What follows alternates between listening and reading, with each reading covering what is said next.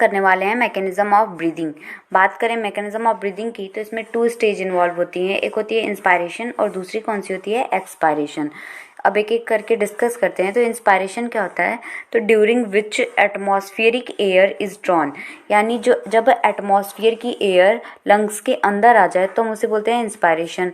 Expiration क्या होता है, तो expiration by which the alveolar air is released out, जब एल्वियोलाई की एयर यानी लंग्स की जो एयर है वो बाहर निकल जाए तो हम उसे क्या कहते हैं, एक्सपायरेशन कहते हैं।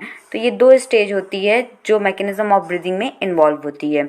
बात करते हैं नेक्स्ट पॉइंट की। इसमें लिखा the movement of air into and out of the lungs is carried out by creating a pressure gradient between the lungs and the atmosphere. Inspiration can occur, यानी इंस्पायरेशन जो होता है वो कब होता है, तो inspiration can occur if the pressure with in the lungs, यानी जो लंग्स के अंदर जो प्रेशर है, तो लंग्स के अंदर के प्रेशर को हम क्या कहते हैं, इंट्रा पल्मोनरी प्रेशर। ठीक है, लंग्स के अंदर के प्रेशर को क्या कहते हैं, intra pulmonary pressure is less than the atmospheric pressure, यानी वो कम हो किसके प्रेशर से, एटमॉस्फेरिक प्रेशर से। That is there is a negative pressure in the lungs, यानी जो लंग्स के अंदर प्रेशर है वो कैसा होना चाहिए, निगेटिव होना चाहिए with respect to atmospheric pressure से। एटमॉस्फेयर के जो प्रेशर है, बाहर का जो प्रेशर है उसके प्रेशर के कंपैरिजन में लंग्स के अंदर जो प्रेशर है वो निगेटिव होना चाहिए। ठीक है, तो फिर इसमें लिखा है सिमिलरली एक्सपायरेशन, इसी का जस्ट अपोजिट। इंस्पायरेशन में क्या होना चाहिए कि लंग्स के अंदर का निगेटिव प्रेशर होगा, और एक्सपायरेशन में क्या होगा, तो expiration take place within the intra pulmonary pressure is higher than, यानी लंग्स के अंदर का प्रेशर क्या होना चाहिए, ज़्यादा होना चाहिए, तभी तो हम फोर्सफुली उसको बाहर निकाल पाएंगे। ठीक है, एटमॉस्फेयर में रिलीज कर पाएंगे, क्योंकि हमें क्या करना है, एक्सपायरेशन करना है। तो लिखा है intra pulmonary pressure is higher than the atmospheric pressure. फिर लिखा है the diaphragm and specialized set of muscle external internal intercostal between the ribs, यानी जो लंग्स था, लंग्स के चारों तरफ इस तरीके से रिब्स थी, तो बीच में जो ये मसल्स होती हैं उसका नाम क्या है, इंटरनल इंटरकॉस्टल मसल, जो रिब्स के बीच बीच में होती हैं। Help in the generation of such gradient, यानी इंस्पायरेशन प्रोसेस और एक्सपायरेशन प्रोसेस दोनों प्रोसेस को करने के लिए रिब्स के साथ साथ डायफ्राम के साथ साथ बीच में जो रिब्स के बीच में जो मसल्स होती हैं, कौन सी मसल, तो इंटरनल इंटरकॉस्टल मसल, ये हेल्प करती हैं इस प्रोसेस में। कौन सी प्रोसेस में, तो इंस्पायरेशन और एक्सपायरेशन प्रोसेस में।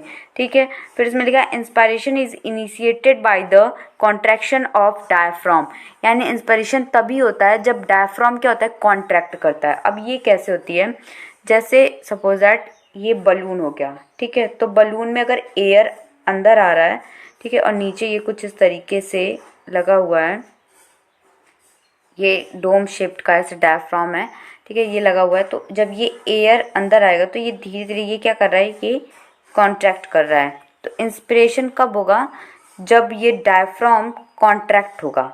ठीक है, इंस्पिरेशन यानी जब एयर अंदर आएगी। ठीक है, which increase the volume of thoracic chamber, तो ये क्या, जैसे ये लंग्स हो गया, तो लंग्स के अंदर जब एयर आएगी तो डायफ्राम इस पे प्रेशर पड़ेगा, तो ये क्या होता चला जाएगा, ये कॉन्ट्रैक्ट होता चला जाएगा, नीचे की तरफ और भी बेंड होता चला जाएगा।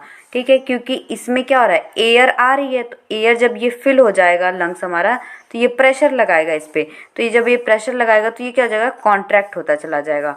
और जब ये पूरा स्वेल कर जाएगा तो ये थोरेसिक वॉल्यूम, इसके ऊपर क्या बताया था ना, थोरैक्स होता है, तो इसका वॉल्यूम भी क्या हो जाएगा, इंक्रीज हो जाएगा। तो वही चीज़ लिखा है कि इंस्पिरेशन इज इनिशिएटेड, इंस्पिरेशन जो होता है वो तभी स्टार्ट होता है जब कॉन्ट्रैक्शन ऑफ डायफ्राम, यानी डायफ्राम जब कॉन्ट्रैक्ट करता है, और वो क्या करता है, which increase the volume of thoracic chamber in the anteroposterior axis. Antero का मतलब आगे और पोस्टीरियर का मतलब पीछे, यानी आगे और पीछे की एक्सिस में वो क्या करता है, इंक्रीज कर जाता है। थोरैक्स का वॉल्यूम क्या होता है, बढ़ जाता है, और डायफ्राम जो होता है वो क्या होता है, कॉन्ट्रैक्ट हो जाता है। ध्यान रखिएगा, इंस्पिरेशन में क्या होता है, इंस्पायरेशन में क्या होता है कि डायफ्राम क्या होता है, कॉन्ट्रैक्ट करता है, थोरैसिक वॉल्यूम क्या होता है, इंक्रीज हो जाता है। ठीक है, फिर लिखा है the contraction of external intercostal muscle lifts up the ribs and the sternum causing an increase in the volume of the thoracic chamber into the dorsal ventral axis, यानी जो thoracic chamber का वॉल्यूम है वो कैसे increase कर रहा है, तो वो dorsal ventral axis में। जैसे ये देखिए कि ये लंग्स के अंदर ये एयर आ रही है तो ये डायफ्राम क्या कर रहा है, कॉन्ट्रैक्ट कर जा रहा है, और रिब्स और स्टर्नम ये सारी क्या हो जा रही है, रेज्ड हो जा रही हैं, इंक्रीज हो जा रहा है। याद रखिएगा सब कुछ इंक्रीज हो जाता है किस में, इंस्पायरेशन में, और एक्सपायरेशन में क्या हो जाता है, सब कुछ नॉर्मल शेप्ड में आ जाता है, नॉर्मल स्टेज में जैसे वो पहले रहता है। ठीक है, फिर लिखा है the overall increase in the thoracic volume cause a similar increase the pulmonary volume, यानी उस थोरैसिक वॉल्यूम को हम क्या बोल सकते हैं, पल्मोनरी वॉल्यूम। लिखा है an increase in pulmonary volume decrease the intra pulmonary pressure to less than the atmospheric pressure. अभी हमने बताया था कि जो जब इंस्पायरेशन प्रोसेस होगी तो अंदर का जो प्रेशर होगा लंग्स के अंदर का वो क्या हो जाएगा, निगेटिव होगा। तो वही लिखा है वो क्या हो जाएगा, वो प्रेशर लेस देन होगा किसके कंपैरिजन में, एटमॉस्फेरिक प्रेशर के, which forces the air from the outside to move into the lungs, इसी दैट इज इंस्पायरेशन। तो इसी प्रोसेस को हम इंस्पायरेशन कहते हैं। बात करते हैं रिलैक्सेशन। अभी हमने कहा ना कि एक्सपायरेशन में क्या होता है, सब कुछ रिलैक्स हो जाता है, नॉर्मल पोजीशन में आ जाता है। ठीक है, तो वही लिखा है relaxation of the diaphragm and the intercostal muscles return the diaphragm and sternum to the normal position, यानी अगर जो डायफ्राम है वो अपनी नॉर्मल पोजीशन में आ जाए तो हम उसे उस प्रोसेस को क्या कहेंगे, एक्सपायरेशन कहेंगे। And reduce the thoracic volume, और जो थोरैसिक वॉल्यूम होगा वो क्या हो जाएगा, डिक्रीज हो जाएगा।